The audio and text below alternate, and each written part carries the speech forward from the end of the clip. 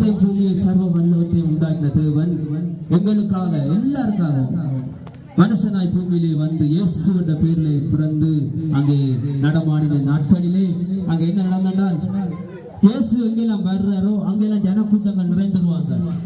இப்ப என்ன நடக்குது என்றால் ஒரு மனுஷன் சகேவு ஒரு மனுஷன் இயேசுவை தான் எப்படியாவது பார்க்க வேண்டும் என்று ஆசைப்பட்டான்.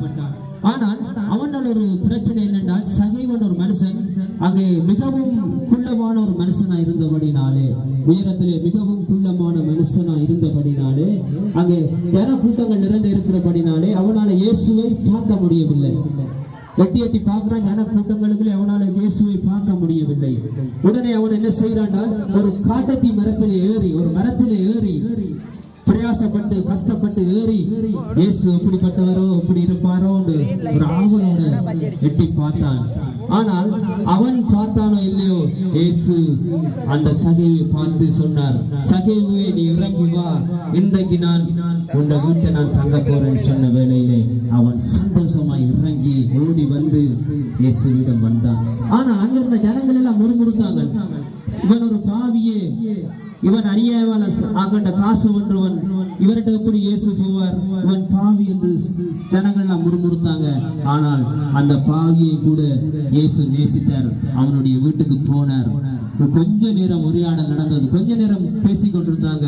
அங்கே சகேவு தன்னுடைய பாவத்தை உணர்ந்தான், இயேசுவுக்கு வீட்டில் இடம் கொடுத்தான். அங்கே பேசிக் கொண்டிருக்கும் பொழுது தன்னுடைய உள்ளத்தில் இடம் கொடுத்தான், தன்னுடைய பாவங்களை எல்லாம் உணர்ந்தான், மனம் திரும்பினான், இயேசுடைய பிள்ளையா மாறினான். இது உண்மையான சம்பவம், வேதத்திலே இருக்கிறது. இன்றைக்கு கூட எனக்கு அன்பான சகோதர சகோதரிகளே, நான் உங்களை நேசிக்கிறதுனாலே உங்களுக்கு சொல்லுகிறேன். இன்றைக்கு உலகத்திலே வீடுகள்ல கடைகள்ல சோடிச்சனா செய்திருக்கிறாங்க, வீடுகள்ல இயேசுவை அங்க ஏற்றுக்கொள்றாங்க, வரவேற்கிறாங்க. ஆனா உள்ளத்திலே தூரத்துல வச்சுக்கிறாங்க. நான் உங்களுக்கு ஒன்று சொல்லுகிறேன், இயேசு கிறிஸ்துவை நீங்க உங்களுடைய உள்ளத்திலே ஏற்றுக்கொண்டீங்கன்றால் ஒரு உண்மையான சமாதானத்தை சந்தோஷத்தை பார்க்க முடியும். ஏனென்றால் இயேசு கிறிஸ்துவை உங்களுக்குள் இருந்து உங்களுக்கு ஒரு சமாதானத்தை தருவதை பார்க்க முடியும். அதுக்காகத்தான் இயேசு கிறிஸ்து இந்த பூமியிலே வந்தார். அது மாத்திரமல்ல, அங்கே நானே வழியும் சத்தியமும் ஜீவனும் என்று சொல்லி இருக்கிறார். அங்கே பரலோக ராஜ்யம் போக வேண்டும் என்றால் அவர்தான் வழி சத்தியம் ஜீவன். ஒன்றுமே செய்யல, காசு கொடுக்க தேவையில்லை, பணம் தேவையில்லை, ஒன்றுமே தேவையில்லை. எங்களுடைய உள்ளத்தை மட்டும் கொஞ்சமாக கொடுத்து பார்த்தால் உண்மையான சமாதானத்தை பார்க்க முடியும், சந்தோஷத்தை பார்க்க முடியும். நாங்கள் நல்ல பணக்காரன் வசதியை வந்தால் தான் சந்தோஷம், ஒரு கார் எடுத்தால் தான் சந்தோஷம், அதான் சந்தோஷம் என்று ஓடிக்கொண்டிருக்கிறோம். அது உலகத்தில் இருக்கிற ஒரு உண்மையான சந்தோஷம் தான், தேவைதான். ஆனால் மெய்யான ஒரு உண்மையான சந்தோஷம் ஒன்று இருக்கு. இன்றைக்கு உலகத்துல அந்த ஜனங்கள் அறியாத படினால்தான் இன்றைக்கு என்ன செய்யறாங்க என்றால் ஓடி பிரயாசப்பட்டு கொண்டே இருக்கிறாங்க.